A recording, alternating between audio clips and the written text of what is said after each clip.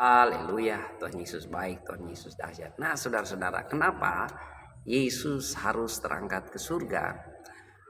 Di Alkitab diajarkan bahwa Yesus adalah pembela kita. Yesus adalah juru syafaat buat setiap anak-anaknya, orang-orang yang percaya kepada Tuhan Yesus. Ada beberapa ayat dalam Alkitab yang kita akan melihat bersama-sama ya, seperti di dalam Roma pasal 8 ayat ke-34, firman Tuhan di sana katakan, Kristus Yesus yang telah mati, bahkan lebih lagi yang telah bangkit, yang juga duduk di sebelah kanan Allah, yang malah menjadi pembela bagi kita. Siapakah yang akan memisahkan kita dari kasih Kristus?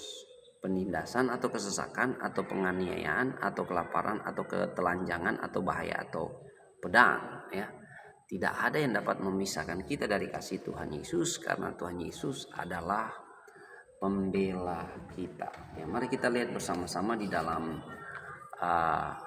Ibrani pasal 7 mulai ayat yang ke-25. Firman Tuhan berkata seperti ini. Karena itu ia sanggup juga menyelamatkan dengan sempurna semua orang yang oleh dia datang kepada Allah, sebab ia hidup senantiasa untuk menjadi pengantara mereka. Jadi Yesus adalah pengantara kita senantiasa, yang berarti dia menjadi pembela dan penolong kita. Dan ini yang menarik, di dalam 1 Yohanes 2 ayat 1 firman Tuhan berkata, ya, anak-anakku, hal-hal ini kutuliskan kepada kamu supaya kamu jangan berbuat dosa.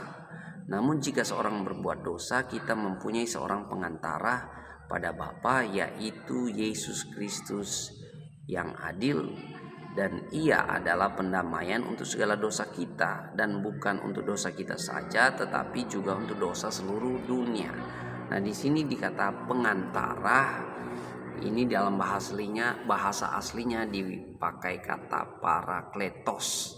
Jadi kata parakletos juga dikenakan kepada Yesus dalam arti Yesus menjadi pembela, penolong, atau bahasa Inggrisnya bilang advocate ya, advocate yang membela kita dari dakwaan iblis setiap harinya.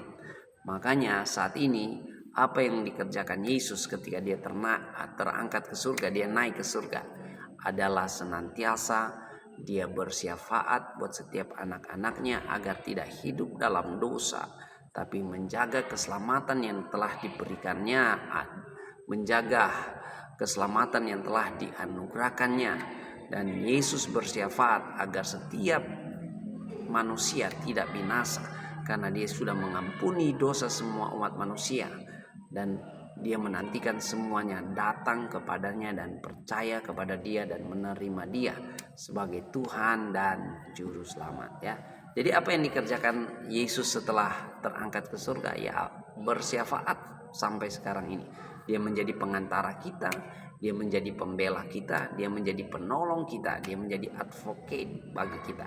Makanya engkau anak-anak Tuhan, engkau yang sudah menerima anugerah keselamatan dari Tuhan Yesus Kristus, kemurahan dari Raja di atas segala raja, hendaklah engkau hidup benar, hidup kudus, menjaga dan merawat keselamatan yang Tuhan beri dengan bersekutu ya, beribadah di gereja, berdoa bersama-sama, bertekun dalam pengajaran firman, supaya kita tidak mudah diintimidasi oleh kuasa kegelapan, oleh iblis. Puji Tuhan.